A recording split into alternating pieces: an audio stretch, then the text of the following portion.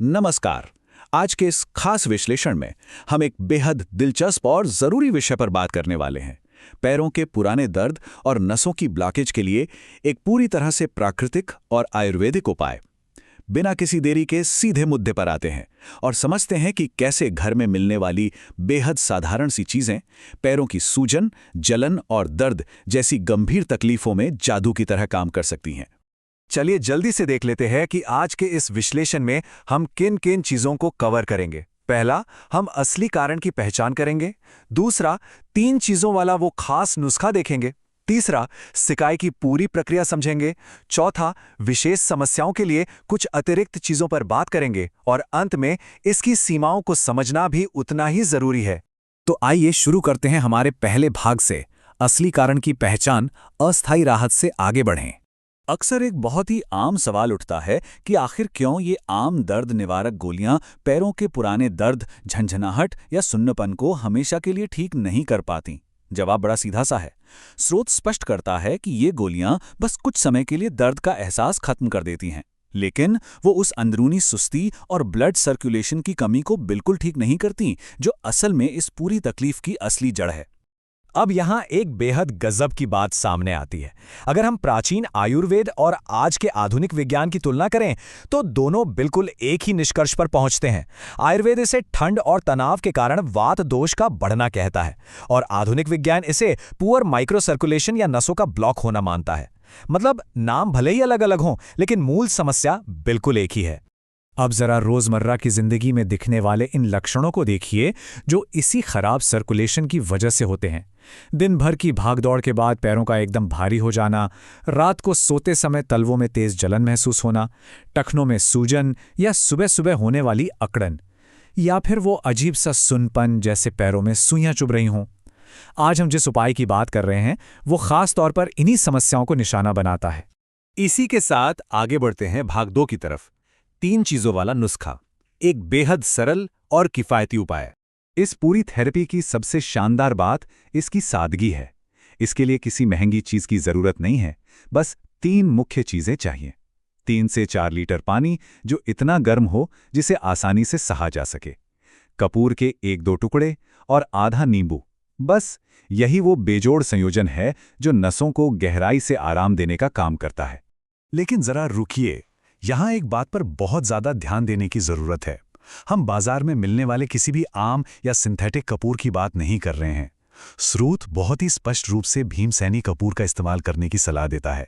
ये आयुर्वेद में पाया जाने वाला बेहद शुद्ध और प्राकृतिक रूप है। नसों को पूरी तरह से रिलैक्स करने और सबसे बेहतरीन नतीजे पाने के लिए इसी शुद्ध किस्म का होना सबसे जरूरी है।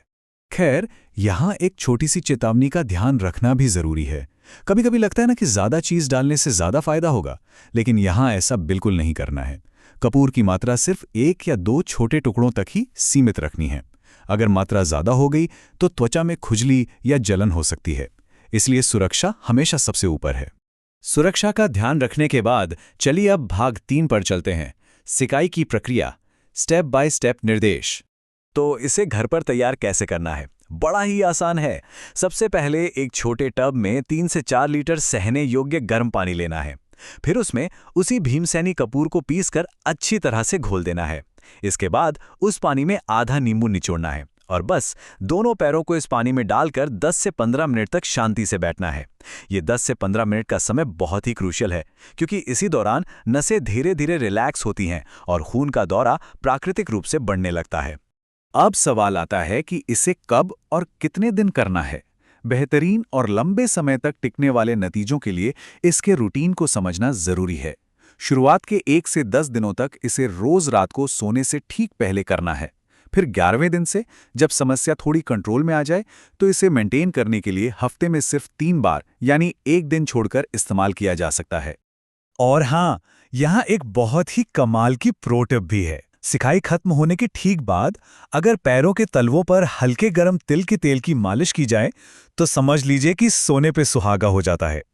ये नसों के दर्द और अकड़न को दूर करने के साथ साथ ऊतकों को पोषण देता है और रात की नींद को बहुत ही शानदार बना देता है। चलिए अब देखते हैं भाग 4, विशेष समस्याओं के लिए अतिरिक्त चीजें, यानी थेरेपी को अपनी जरूरत के अनुसार ढालना। इस नुस्खे की सबसे अच्छी बात यह है कि इसे अलग-अलग तकलीफों के हिसाब से कस्टमाइज भी किया जा सकता है। अगर परेशानी साइटिका या घुटने के दर्द की है तो उसी पानी में एक बड़ा चम्मच एप्सम सॉल्ट मिलाया जा सकता है। अगर नसों में दर्द या बहुत ज़्यादा अकड़न है तो सेंधा नमक या फिर पानी में उबली हुई अजवाइन का इस्तेमाल बेहतरीन रहता है। और अगर न्यूरोपैथी या तलवों में बहुत तेज जलन महसूस होती है तो एक चम्मच सिरका यानी विनेगर मिलाने से इस थेरेपी का असर कई गुना बढ़ जाता है। अब हम अपने अंतिम और बहुत ही महत्वपूर्ण हिस्से पर आते हैं।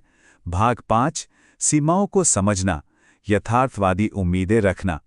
देखिए, यथार्थवादी होना बहुत ज़रूरी है। किसी भी प्राकृतिक उपाय की अपनी कुछ सीमाएं होती हैं।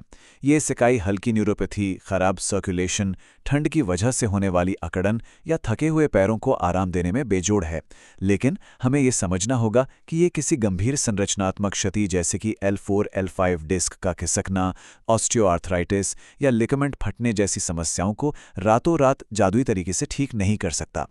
इस बात को हमेशा याद रखना चाहिए कि ये थेरेपी दर्द को कम करने और लोकल ब्लड फ्लो को सुधारने में बहुत शानदार काम करती है।